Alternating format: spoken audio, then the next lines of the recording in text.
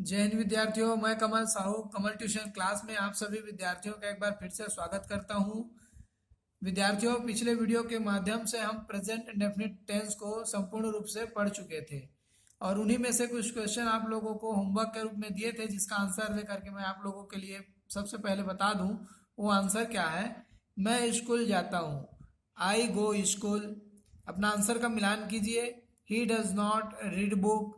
तीसरे प्रश्न का है, do we see TV, does she not cook food, Ram Singh song, they do not come home, does he sell fish, do you not buy vegetable. और question mark, they drive car, she does not give money, do we win match. उसके बाद does he not do homework.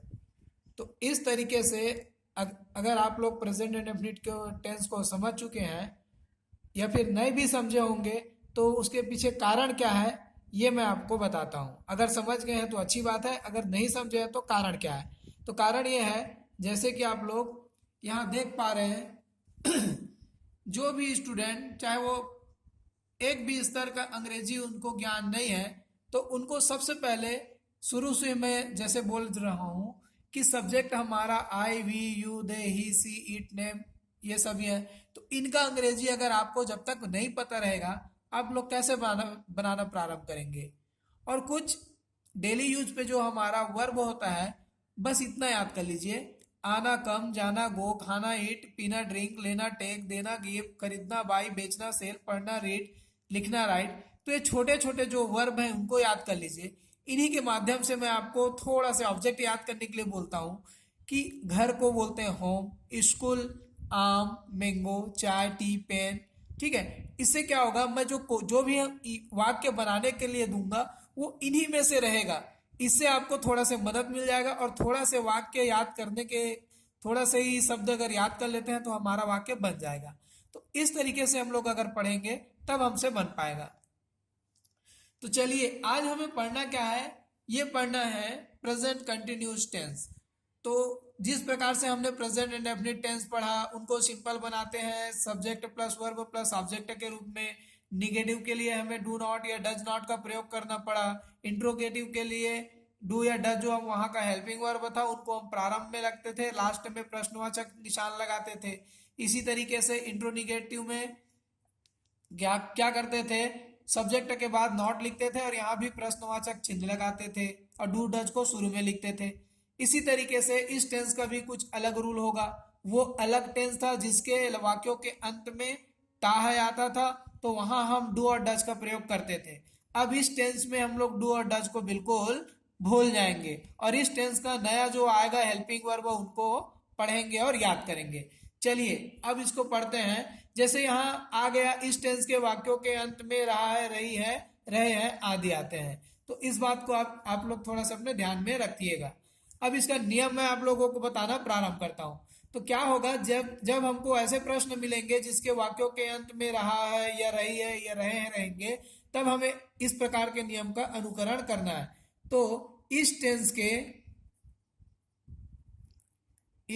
के वाक्यों को, इस tense के वाक्यों को अंग्रेजी में अनुवाद करने के लिए इज या ए एम एम या ए आर ई आर, तो इज या एम या आर का प्रयोग करते हैं और जो हमारा वर्ब है तो वर्ब के साथ आईएनजी लिखते हैं। तो बस छोटा सा नियम है, ठीक है, कि हमको इज एम आर का प्रयोग करना है। यहाँ का हेल्पिंग वर्ब हमें पता चल गया कि यहाँ का हेल्पिंग वर्ब हमारा इज एम आर है। अब यहाँ हमें वर्ब के जो साथ में है वो आईएनजी लगाना है, इस बात को भी ध्यान में रखना होगा। तो सबसे पहले हम जान लेते हैं यहाँ जो हेल्पिंग वर्ब है इज एम आर, ये कहाँ प्रयोग होगा और किन के साथ। तो आपको बता दूं, इज जो है हमारा ये होता है ही सी इट और नेम के साथ में। और एम का जो प्रयोग होता है वो होता है केवल आई बस के साथ। और ए आर ई जो है इनका प्रयोग होता है आर का, आई का जितने भी साथी हैं आई वी यू दे, तो इन सभी के साथ में लग जाता है हमारा आर। और किस प्रकार लगेगा, तो एक क्रम होता है, उसी क्रम से हमको अंग्रेजी में बदलना होता है। तो सबसे पहले सब्जेक्ट रहता है, अपने स्थान पे है। जैसे कि आप लोगों को मैं शुरू से कह रहा हूं, सब्जेक्ट तो शुरू में रहता है, वर्ब हमारा बीच में ही रहता है, और ऑब्जेक्ट जो है वो अंत में। तो यहाँ वर्ब के साथ में आईएनजी। एक बार शुरू से, सब्जेक्ट प्लस यहाँ हमें इज का प्रयोग करना है, या फिर ए एम का प्रयोग करना है, या फिर ए आर का प्रयोग करना है। और इनके बाद प्लस वर्ब रहेगा जिनके साथ हमें आईएनजी लगाना है, उसके बाद ऑब्जेक्ट रहेगा। तो सब्जेक्ट प्लस इज या एम या are plus verb plus ING plus object, ये हमारा क्रम है। अब कोई भी प्रश्नों को हमें इसी के अनुसार ही बदलना है। तो सबसे पहले हो गया जैसे मैं, तो यहाँ मैं आपको बोला हूं मैं का सब्जेक्ट जो है उसका अंग्रेजी आप याद कर लीजिए, ठीक है। उसके बाद है स्कूल, स्कूल का अंग्रेजी हर किसी को याद होगा, स्कूल। उसके बाद यहाँ लिख देते हैं जा और रहा हूं, क्योंकि इस टेंस के वाक्यों के अंत में हमको रहा हूं मिलता है। तो यहाँ क्या हो जाएगा, ये मैं के लिए बन गए ये आई। अब आई के साथ में हमें इज या एम या आर तीनों में से एक लगाना है, तो हमें पता है आई के साथ लगता है एम। और उसके बाद वर्ब जो है वो है जाना, तो जाना जा रहा है, काम जो है जाने का, तो गो हो गया, और उसके साथ लगाना है आईएनजी, तो गोइंग बन गया। ऑब्जेक्ट है हमारे पास स्कूल, तो स्कूल के स्पेलिंग ये रहा। तो इस तरीके से हम इनको बना, तो इस तरीके से अगर हम subject plus is am are plus verb plus ING plus object, ये जो क्रम होता है पुराना टेंस का जो था वो अपने जगह पे है। यहाँ हमारा रहा है वाला जो आएगा उनके लिए हम लोग लिखेंगे subject plus is am are plus verb plus ING plus object. अब हमें याद रखना है कि इज एम आर किनके किनके साथ में लगता है, इतना तो याद करना आप लोगों का जिम्मेदारी है। अब इससे हम लोग कितना भी प्रश्न बना सकते हैं। जैसे हमने बनाया मैं स्कूल जा रहा हूं, तो मैं के सब्जेक्ट है आई बन गया, इज एम आर एम होता है, वर्ब है जाना गो, आईएनजी लगा तो गोइंग हो गया, ऑब्जेक्ट है स्कूल। फिर है तुम पुस्तक पढ़ रहे हो, तो तुम सब्जेक्ट हुआ, ये रहा यू। और उसके बाद जो पढ़ना है यू के साथ हमारा लग गया आर, और पढ़ना के लिए हो जाता है रीड, जिसके साथ लगेगा आईएनजी तो रीडिंग बन जाएगा, और पुस्तक मतलब बुक।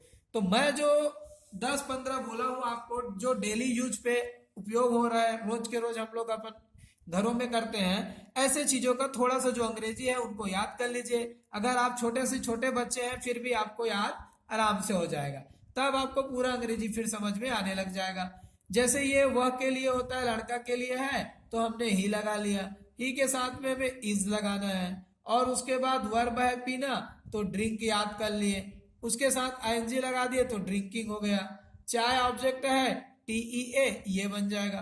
तो इस तरीके से हम लोग इस अंग्रेजी आसानी से बना सकते हैं। और हमें याद रखना है कि इस टेंस में कहीं एम कहीं आर और कहीं इज का प्रयोग करना होगा।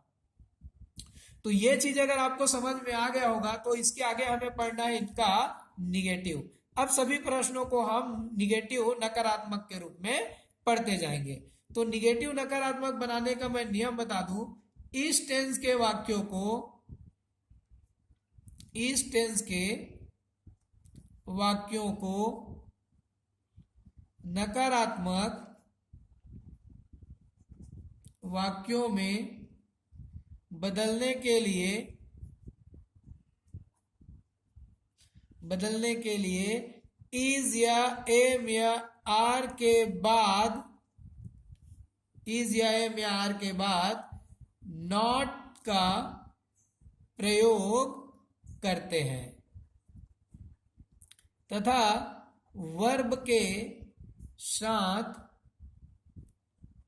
आईएनजी भी लिखते हैं। मतलब हमारा जो आईएनजी लिखने का जो कार्य है वो अभी आगे बढ़ रहा है, निगेटिव में भी हमको आईएनजी लिखना है।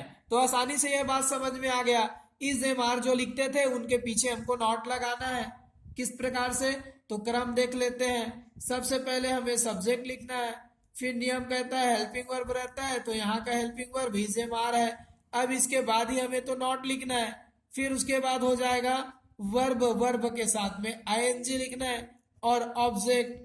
तो प्रश्न हो जाए, जैसे प्रश्न है वह फुटबॉल नहीं खेल रहा है, तो हमने सब्जेक्ट लिख लिया ही के साथ में प्रयोग होता है इज, फिर उसके बाद नॉट, वर्ब है खेलना, प्ले आईएनजी लिख दिया प्लेइंग, ऑब्जेक्ट है फुटबॉल तो FOOTBAL फुटबॉल। तो इस तरीके से अगर हम छोटा छोटा थोड़ा सा अंग्रेजी अगर याद करते हैं, आसानी से हमारा टेंस समझ में भी आएगा, हम हिंदी से अंग्रेजी उसको ट्रांसलेट करना सीखेंगे भी। बहुत सारे स्टूडेंट ऐसे होते हैं जो सिर्फ ट्रांसलेट करने के जो कानून नियम है उसको सीख लेते हैं और ट्रांसलेट करके ही अपना एसे और एप्लीकेशन बना लेते हैं, उनको कभी याद करने की आवश्यकता महसूस नहीं होती। तो आप भी उन्हीं स्टूडेंट में शामिल हो जाएंगे। चलिए दूसरा प्रश्न देखते हैं कि मैं पुस्तक नहीं पढ़ रहा हूं। मैंने कहा कि मैं पुस्तक नहीं पढ़ रहा हूं, बहुत छोटा छोटा शब्द दूंगा ताकि आप लोग आसानी से सीख सको। तो आई के साथ लगता है एम, साथ में रहेगा नॉट, पढ़ना का रेड जिसके साथ आईएनजी रीडिंग, और बुक जो है वो हमारा ऑब्जेक्ट लास्ट में। तो इस तरीके से आप लोग इनको निगेटिव भी बना पाएंगे। अगर आप लोगों को निगेटिव समझ में आ गया होगा तो चलिए बढ़ चलते हैं प्रश्नवाचक वाक्य अर्थात इंट्रोनिगेटिव की ओर, और जानते हैं इनका नियम क्या होता है कि इनको हम कैसे प्रश्नवाचक वाक्यों में बदलेंगे। तो नियम कहता है इस टेंस के वाक्यों को प्रश्नवाचक वाक्यों में बदलने के लिए इज या एम या आर जो तीनों होते हैं को शुरू में लिखकर अंत में प्रश्नवाचक चिन्ह लगाते हैं। तो इस तरीके से हमें पता चला कि जो हेल्पिंग वर्ब हम लोग प्रेजेंट इंडेफिनिट टेंस डू और डज को शुरू में लगाते थे, उसी तरीके से इस टेंस में भी हमने क्या किया, प्रश्नवाचक वाक्यों को उसको में बदलने के लिए जो इनके हेल्पिंग वर्ब थे इज या एम या आर, इनको हमने शुरू में लगा दिया और अंत में क्या करना है, हमको प्रश्नवाचक चिन्ह लगाना है। और इसमें भी क्या रहेगा, वर्ब के साथ आईएनजी रहेगा तथा वर्ब के साथ आईएनजी लिखते हैं। ये काम इसमें भी रहेगा।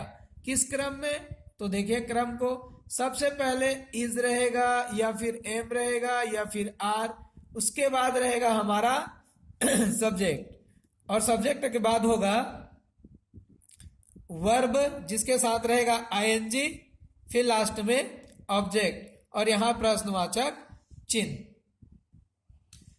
तो पूरे टेंस में जैसा कि मैं कहते आप लोगों से आ रहा हूं कि सब्जेक्ट, वर्ब और ऑब्जेक्ट ये सभी अपने अपने स्थान पे रहते हैं। प्रारंभ में हमेशा सब्जेक्ट रहेगा, बीच में वर्ब और ऑब्जेक्ट हमारा अंतिम में। हमें पूरे टेंस में खाली यही चीज को समझना है और जानना है कि ये जो इनके हेल्पिंग वर्ब होते हैं वो कौन से वाक्यों में होते हैं।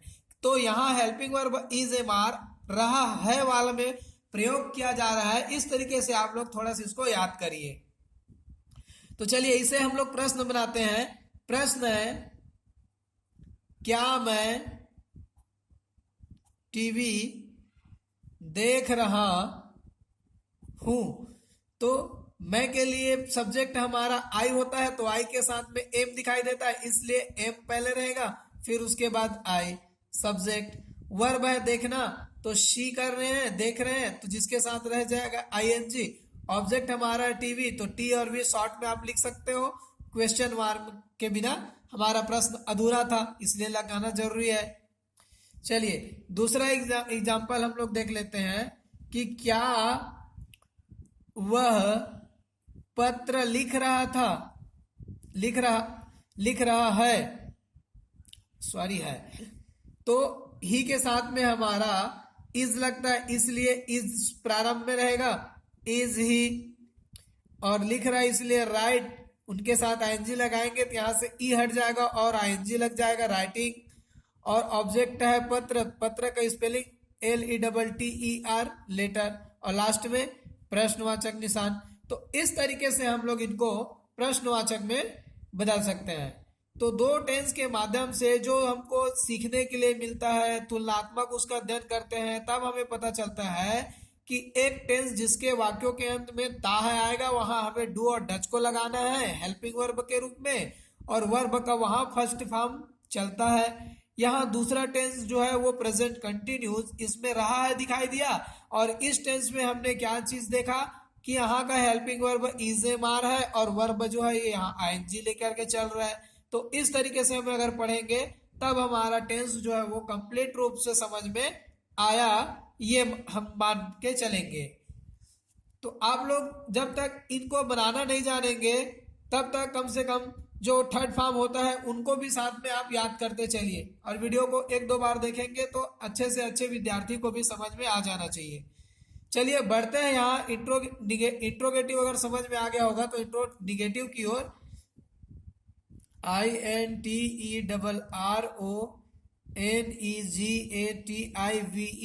इंट्रोनिगेटिव। तो इंट्रोनिगेटिव जिनका हिंदी हमें भी नहीं पता, इन पे बदलने के लिए किस प्रकार के ये वाक्य होते हैं, तो इसमें प्रश्नवाचक और नकारात्मक दोनों वाक्य एक जैसे होता है, उसीलिए इसको बोला जाता है इंट्रोनिगेटिव। तो नियम इनका कहता है इस टेंस के वाक्यों को, इस टेंस के वाक्यों को अंग्रेजी में बदलने के लिए, अंग्रेजी में बदलने के लिए या अंग्रेजी में अनुवाद करने के लिए